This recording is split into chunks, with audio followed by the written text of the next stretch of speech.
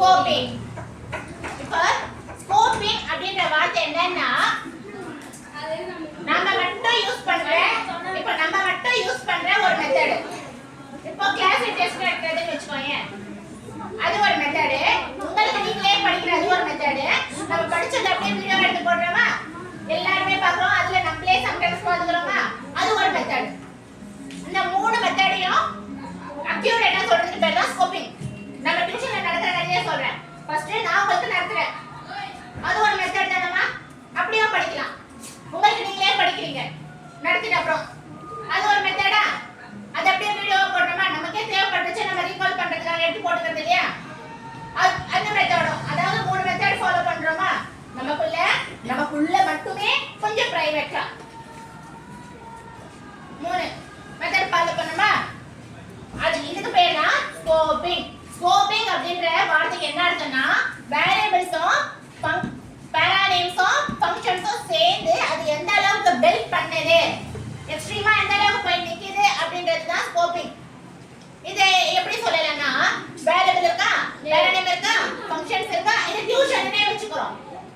இப்போ நம்ம மூணு டைப்ஸா படிக்கிறோம்னு சொன்னல, இது அப்போ இதுல எங்க ஸ்கோப்பிங் வருதுன்னா இது நம்ம எந்த அளவுக்கு ரீச் கொடுக்குறோம், டியூஷன் எந்த அளவுக்கு ரீச் ஆகுது, நீங்க வெளிய போய் என்ன பத்தி என்ன பேசுறீங்க, நான் உங்க பேக் சைடுல உங்களை பத்தி என்ன சொல்றேன் அப்படின்ற வேர்ட்ஸ் எல்லாம் இருக்குல்ல, அது ஒரு ஸ்டேஜ்ல இப்படிதான் நல்ல அந்த நல்ல அப்படின்ற வார்த்தை தான் ஸ்கோப்பிங். நான் எங்க நல்ல ஸ்டூடண்ட்ஸ் நல்ல, கோஆபரேஷன்ஸ் நல்ல, நீங்க டீச்சிங் நல்ல, அண்டர்ஸ்டாண்டிங் நல்ல,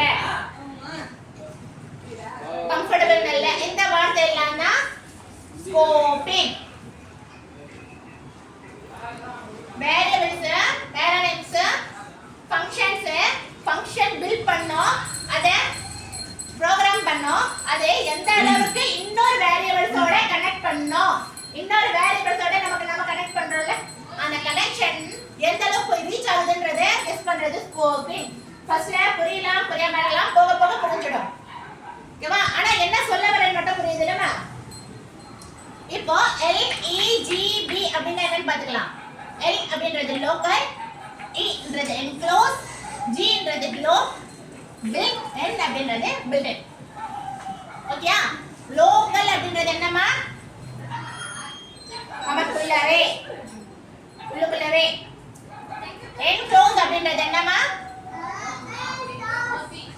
நமக்குள்ளவே அடங்கி நமக்கு நம்மளே யூஸ் பண்ணிக்கிறது. சில மெத்தட்ஸ் நான் உங்களுக்கு சொல்லி கொடுக்குறேன்னா அது நமக்குள்ளவே இருக்கிற விஷயம்.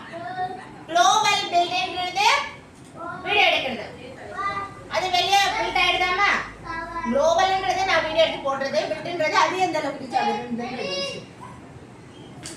நமக்குள்ள படிக்கிறதும் வெளியே போய் அது ரீச் ஆகிறதும் சேர்ந்தது தான் எலிஜிபிள். இப்போ நாம தான் எலிஜிபிள். ஓகேவா? லெட் பி அப்படின்னா படிக்க கூடாது, எலிஜிபிள்னா எலிஜிபிள் தான் சொல்லணும். ஓகேவா? விசிபிலிட்டினா என்னமா, நம்ம ஒரு மெமரி ஸ்டோர் பண்றோம்ல, அதுக்கு ஒரு பேர் கொடுப்போமா, பேர் கொடுக்குறோம்ல, அதுக்கு பேர் தான் விசிபிலிட்டி. நம்ம சர்ச்ல போய் தேடுறோம்ல தங்க, நம்ம ஸ்டோர் பண்ணி வச்சுட்டா அது போய் தேடுவோமா, அது விசிபிளா காட்டுதா, இதெல்லாம் தான் விசிபிலிட்டி. பெருசா வேற ஒண்ணும் இல்ல.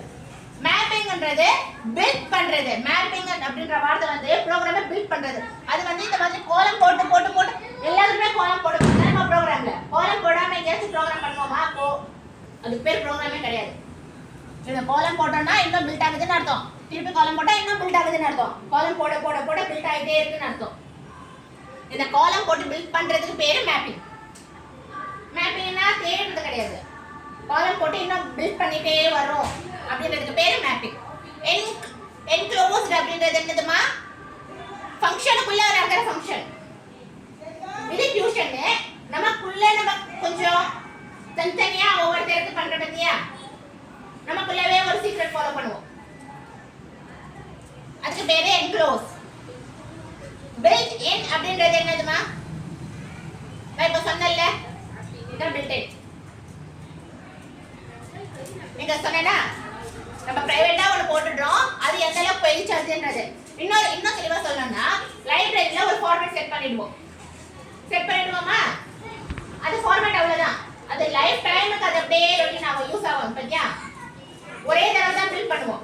ஒரு தடவை பில்ட் பண்ணிட்டா போதும், அது லைஃப் டைமுக்கு அது யூஸ் ஆகிட்டே இருக்கும்.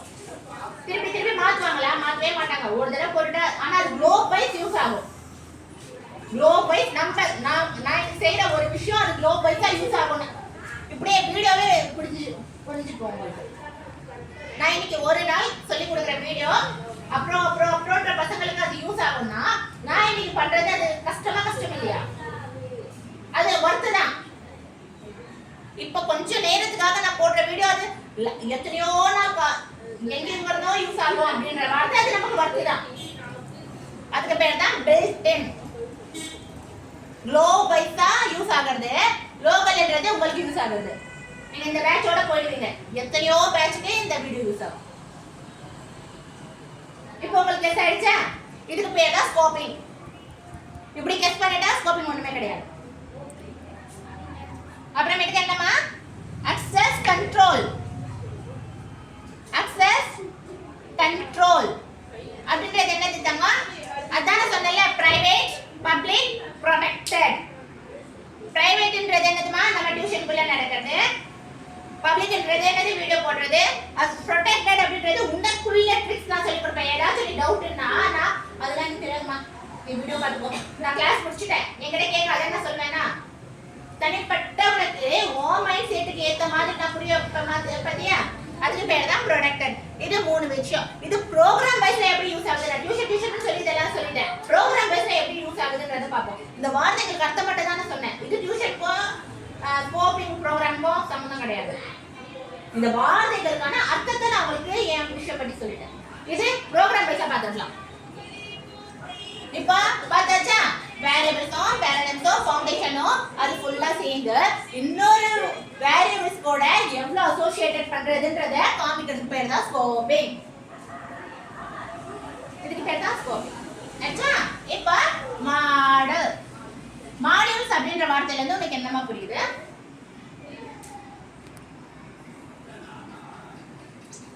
Part of program. அது ப்ரோக்ராமோட ஒரு சின்ன பார்ட். அப்புறமேட்டுக்கா ப்ரொசீஜர், சப்ரோட்டீன். ரொட்டீனுக்கும் சப்ரோட்டீனுக்கும் என்னடா தாங்க டிஃபரெண்ட்?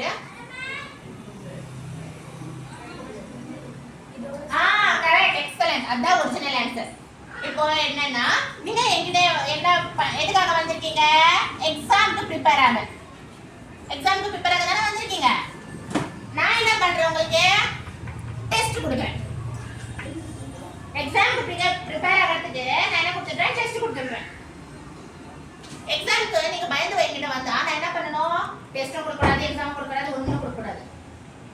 அதானே பயந்து வந்ததுக்கு அதானே ப்ரொடக்ஷன். ஆனா நான் என்ன கொடுக்குறேன்? அதையே கொஞ்சம் கொஞ்சமா கொடுப்பேன். அதான் இதுக்கு ப்ரிப்பேர்னு சொல்லி நான் உங்களுக்கு சொல்லிடுறேன். அதே தான் இங்கேயும் அதே விஷயம் தான். இங்க என்ன விஷயம்னா, இந்த ஃபுல் ஸ்கோப்பிங் எங்க மெத்தட் ஆகும், எங்க யூஸ் ஆகும்னா, ஒரு பெரிய ப்ரோக்ராம் எடுத்துடுவாங்க. யாரெல்லாம் ஐசிஎஸ் பார்த்துருக்கீங்க? ஐசிஎஸ் தெரியாது? அனிமேஷன் மூவி பாகுபலி பார்த்துருக்கீங்களா? அது மட்டும் தெரியாதுதான். சரி, அந்த ஃபுல் அனிமேஷன் பிக்சர் என்ன பண்ணுவாங்க? ஃபுல் அனிமேஷன் அப்படியே ஒருத்தரே எடுத்துட முடியுமா? அவங்க ஒரு டீம் செட் பண்ணுவாங்க. டீமா செட் ஆயிடுமா? ஃபர்ஸ்ட் அந்த ஃபுல் ப்ரோக்ராமை பிகினிங், அப்புறம் ஃபைட் பண்ற சீன், அப்புறம் ரொமான்ஸ் சீன், அப்புறமேட்டுக்கா ஓடுற சீன், உட்கார்ற சீன் சொல்லி சீன் பை சீனா எடிட் ஸ்கிரிப்ட் எழுதிடுவாங்க ஃபர்ஸ்ட். அதுக்கப்புறமேட்டுக்கா ஒவ்வொரு சீன் ஒவ்வொரு டீம் கிட்ட கொடுத்துருவாங்க. அந்த டீம் என்ன பண்ணுவோம்? ஒரு ஃபுல்லா அவங்களே ஒரு டீம் ரெடி பண்ணி அவங்களுக்குள்ள ஒரு லீடர், சப் லீடர்னு வச்சுக்கிட்டு அவங்க எல்லாருமே சேர்ந்து அந்த ப்ராஜெக்டை மட்டும் பார்ப்பாங்க.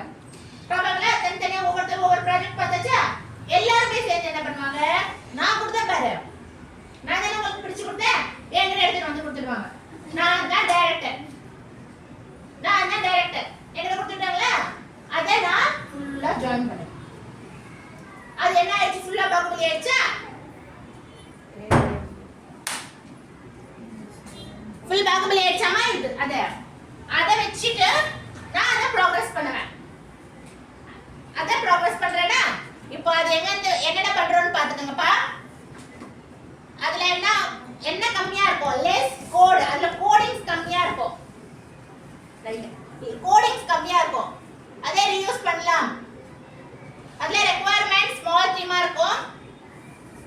பப்ளிக்காவும் யூஸ் பண்ணலாம், பிரைவேட்டும் யூஸ் பண்ணலாம்.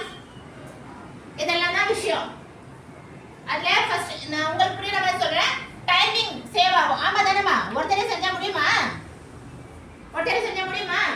முடியாது. சோ டைமிங் சேவ் ஆயிடும். அதுக்கப்புறமேட்டுக்கா நிறைய பேர் வேலை செய்யற மாதிரி இருக்குமா? நிறைய பேர் சேர்ந்து ஒரே இடத்துல ஒரு அட்மாஸ்பியர் கிரியேட் ஆகுமா? நிறைய இடத்துல சேர்ந்து ஒரே இடத்துல பேசுறதும் உட்கார்றதும் அந்த மாதிரி பாஸ் பண்ணுமா? ஆயிடுச்சா? அப்புறமேட்டுக்கா ரெக்குவயர்மெண்ட். இதுதான் என்ன சொல்றாங்கன்னாக்கா understand the implementation of access control in programming language அப்படின்னு சொல்றாங்க. சரியா? இந்த ஃபுல் லெசனே இந்த ஒரே வேர்டை பேஸ் பண்ணி தான். ஒரு பெருசா ப்ரோக்ராம் எடுத்துவாங்க. அந்த ப்ரோக்ராமுக்கு ஃபர்ஸ்ட் என்ன பண்ணுவாங்க? சப்டிவைஸ் பண்ணுவாங்க. அதுக்கப்புறமேட்டுக்கா எந்த ப்ரோக்ராமை யார்கிட்ட கொடுத்தா கரெக்டா வரும் அப்படின்றத நான் ஃபிலிம் பேச சொன்னா அது ப்ரோக்ராம் பேச பார்க்கலாம். யார்கிட்ட கொடுத்தா கரெக்டா வரும்ன்றத ப்ரோக்ராமை பிரிச்சு கொடுத்துடுவாங்க. நிறைய பிரிஞ்ச ப்ரோக்ராம் எல்லாம் ரெடி ஆயிட்ட அப்புறமேட்டுக்கா சேர்ந்து அதை கரெக்டா எதுக்கு எதுன்னு சொல்லி கரெக்டா ஸ்ட்ரக்சர் பண்ணுவாங்க. பண்ண மிகப்பெரிய ப்ரோக்ராம் எடுத்துட்டு வருவாங்க. கரெக்டா? இப்போ நீ எல்லாரும் கொடுத்துட்டீங்க, அப்படியே இந்த ப்ரோக்ராம்னா அது மேட்ச் ஆகுமா? இதுக்கப்புறம் அது அதுக்கப்புறம் இது இதுக்கப்புறம் இதுன்னு சொல்லி ஒரு ஃபிலிமே எடிட் பண்றோம்ல, அப்போ அதையும் எடிட் பண்ணுவாங்க தானேம்மா? எடிட் பண்ணி கரெக்டா ஸ்ட்ரக்சரா எடுத்துட்டு வருவாங்க. அதுக்கு பேர் தான் ஸ்கோப்பிங். இதுல ஏதாச்சும் டவுட் இருக்கா உங்களுக்கு? இதுல அக்சஸ் கண்ட்ரோல் பைத்தான் அப்படின்ற ஒரு வேர்ட் இருக்கு. எதுக்குமா தேவையில்லாம பைத்தான் எங்கேயோ இருக்கு பாவம், அதை எதுக்கு எடுக்கணும் கம்ப்யூட்டர் ப்ரோக்ராம்க்குள்ள? பைத்தான் என்னமா? C++ உடைய அடுத்த எக்ஸலென்ட். அது ஒரு பாம்பு பேரு. இத எதை எடுத்து வந்து கணக்கு தெரியா ப்ரோக்ராம்க்கு கொடுத்திருக்காங்க. C++க்கு அடுத்தபடியா, அதாவது C++ ஆகாத அதால ஆகாத விஷயமோ ஜாவால ஆகாத விஷயமோ பைத்தானால ஆயிடும். இது ப்ரோக்ராம்ஸ்ல மிகப்பெரிய அளவுக்கு அப்படின்னு எடுத்துக்கலாம். C++ன்றது சின்ன அளவுக்கு எடுக்கலாம். அதை விட கொஞ்சம் பெருசா ஜாவா எடுத்துடுவோமா? அதுக்கப்புறம் மெடிக்கா பைத்தான். இப்போ பைத்தானை விட பெருசெல்லாம் வந்துச்சு. அது எழுதும் போது பைத்தான் கதை பேசுறாங்க அவங்க. ஓகேவா?